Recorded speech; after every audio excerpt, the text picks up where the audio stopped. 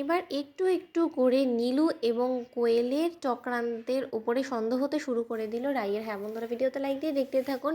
নীলুকে যখন এরকম করে টাকার ফুটানি করতে দেখে রাইয়ের বৌমনি, ঠিক সেই সময়ই রাইকে মনে করে যখন ফোন করে বসে, তখন রাইকে ডিস্টার্ব দেখে রাইয়ের বৌমনি বলতে থাকে যে কী ব্যাপার রাই, তোমাকে হয়তো বা ভুল সময় আমি ফোন করে ফেলেছি, তুমি নিশ্চয়ই খুব ডিস্টার্ব, তাই না?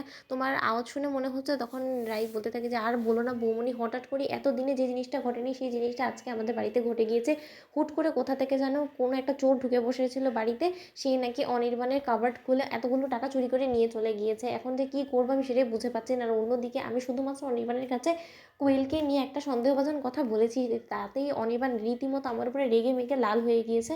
এখন তো আমার শাশুড়ি মাও রীতিমতো সন্দেহ করা শুরু করে দিয়েছে কোয়েলের উপর। এখন কী করবো বলো তো বৌমনি? কিন্তু যাই হয়ে যাক না কেন, অনির্বাণ তো শুধু আমাকেই দুষছে, বরঞ্চ অনির্বাণ এটা ভেবে বসে আছে যে আমি হয়তো বা আমার বাপের বাড়ির কোনো সমস্যার সমাধান করার জন্য অনির্বাণকে কোনো রকম কোনো কথা না বলি সেখান থেকে টাকা সরিয়ে ফেলেছি। আর সেই জিনিসটা কোয়েলই অনির্বাণকে বোঝানোর চেষ্টা করছে। তাহলে তুমি বুঝতে পারছো যে কোয়েল আমার বিরুদ্ধে কত বড় একটা খেলা খেলছে, তাও আবার কতটা নোংরামো করে। তখন এই কথা বলা মানে রায়ের বৌমনি বলতে থাকে যে আসলে আমি বা তাহলে আমাদের বাড়ির অশান্তির কথা কী বা বলে তোমাকে আর ব্যতিব্যস্ত করবো বলো তো? তখন রাই বলতে থাকে যে কেন বৌমনি, বাড়িতে কিছু হয়েছে? তখন রায়ের বৌমনি বলতে থাকে যে আর বলো না, দিনকে দিন আরও বেশি বেপরোয়া হয়ে উঠেছে নীলু।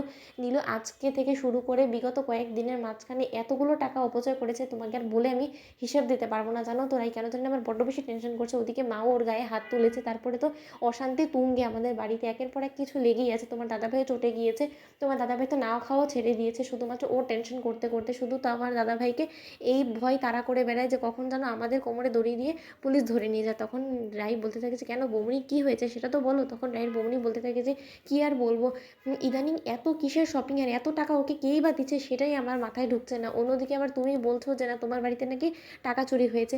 আচ্ছা রাই, তুমি একটা কথা বলো তো, কোনো মতে নীলু তোমাদের বাড়িতে গিয়ে টাকাগুলো চুরি করে আনেনি?